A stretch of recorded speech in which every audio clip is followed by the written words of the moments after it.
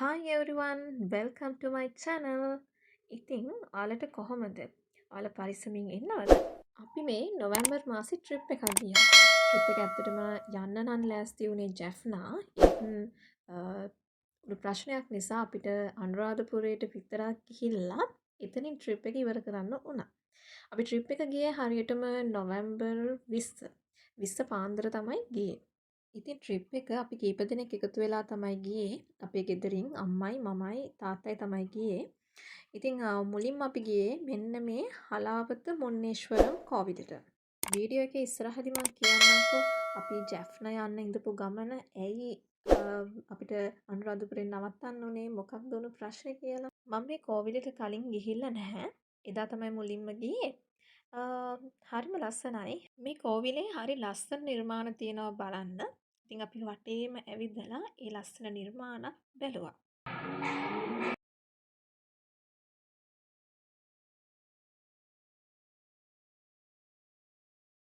ඊට පස්සේ ඉතින් අපි උදේට කෑමක් කාලා කෝවිලෙන් පිටත් වුණා. ඊළඟට අපි කෙලින්ම අනුරාධපුරේ යන්න තමයි පිටත් වුණේ. මේ කෝවිල ඉස්සරහ පැත්තෙන් යද්දී ඉතින් අපි ඊළඟට ගිහිල්ලා මුලින්ම නැවැත්තුවේ අනුරාධපුරේ. අනුරාධපුරේ ජයසිරි මහ බෝධීන් වහන්සේ වැඳ පුදා ගන්න තමයි අපි මුලින්ම ගියේ. නොහොම අපි ඊළඟට ආවේ අනුරාධපුරේට. ඉතින් අනුරාධපුරයට ආවම මුලින්ම ආවේ අපි ජයසිරි මහ බෝධීන් වහන්සේ වැඳ පුදා ගන්න. ඉතින් අපි හැමෝම ගොඩක් කැමති පූජනීය ස්ථානයක් නෙමේ ජයසිරි මහ බෝධීන් වහන්සේ සහ රුවන්වැලි මහා සෑය වැඳ පුදා ගන්න එක විශේෂයෙන් බෞද්ධ අපේ. ඉතින් අපි ආපු වෙලාවේ නම් ටිකක් වැස්ස ටිකක් කියන්නේ සමහර වෙලාවල් වලදී ඉතින් හොඳටම වැස්ස කුඩක් දාගෙන ඒ විදිහට තමයි ගියේ. අපි අනුරාධපුරයට යනකොට ටිකක් හවස් වෙලා. ඉතින් ඒ විදිහට වැඳගෙන ඊළඟට අපි මේ යන්නේ රුවන්වැලි මහා සෑය වැඳ පුදා ගන්න ඒ පැත්තට. පේනවනේ ඉතින් මේ වෙලාවේ නම් ටිකක් පායලා. හැබැයි කලින් හොඳටම වැස්ස නිසා පාරේ හොඳටම මඩ මොනවා කරන්නද ඉතින් අපි කට්ටියත් එක්ක එකතු වෙලා හෙමින් සැරයක් මේ විදිහට රුවන්වැලි සෑය වැඳ පුදා ගන්න අපි ගියා. මේ ඉතින් ඒ කිට්ටු කරලා යනකොට ලස්සනට චෛත්‍ය වහන්සේ පේන විදිය. අපි දැන් මේ ඉන්නේ රුවන්වැලි සෑය ළඟ.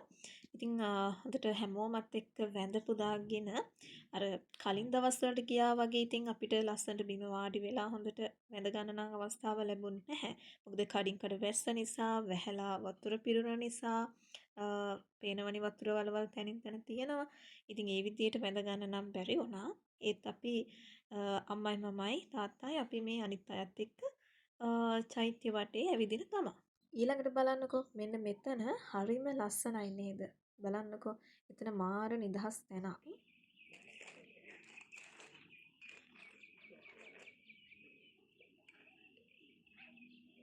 අපි ඉතින් ඊළඟට රුවන්වැලි සෑය වැඳලා ඉවර වෙලා රුවන්වැලි සෑය ළඟින් පිටත් වුණා. ඊළඟට තියෙන අටමස්ථාන ටික වැඳ ගන්න යන්න.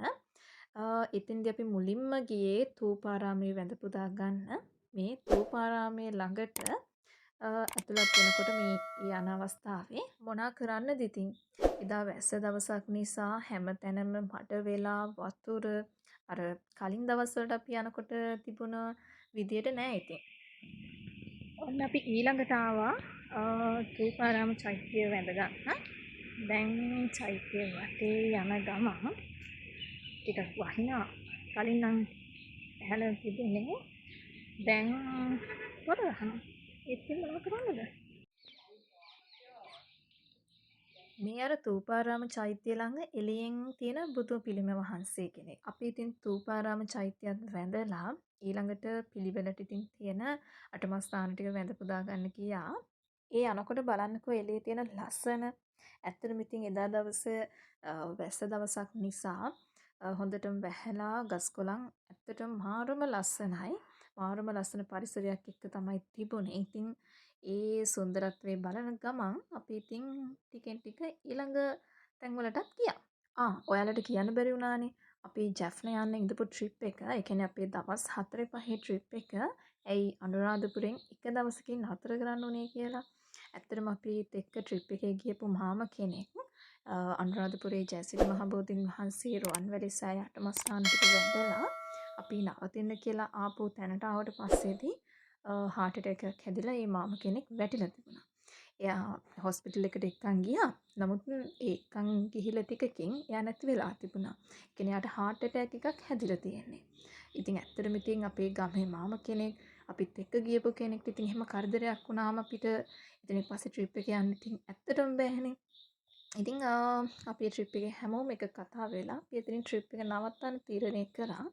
අපිට ඉතින් එයා දැන් පන්සලට ගිහලා රැහැනේ යාට ඒ කරදරේ උනේ. ඉතින් අපි රෑ ඉඳලා ඊළඟ දවසෙත් සම්පූර්ණ එයා ඒ කියන්නේ අපිට එයාලගේ ගෙදර අයත් ඇවිල්ලා ඒ වැඩ ටික ඉවර වෙනකොට හවස 3:00 විතර වෙලා. අපි ඊට පස්සේ තමයි ගෙදර එන්න පිටත් වුනේ.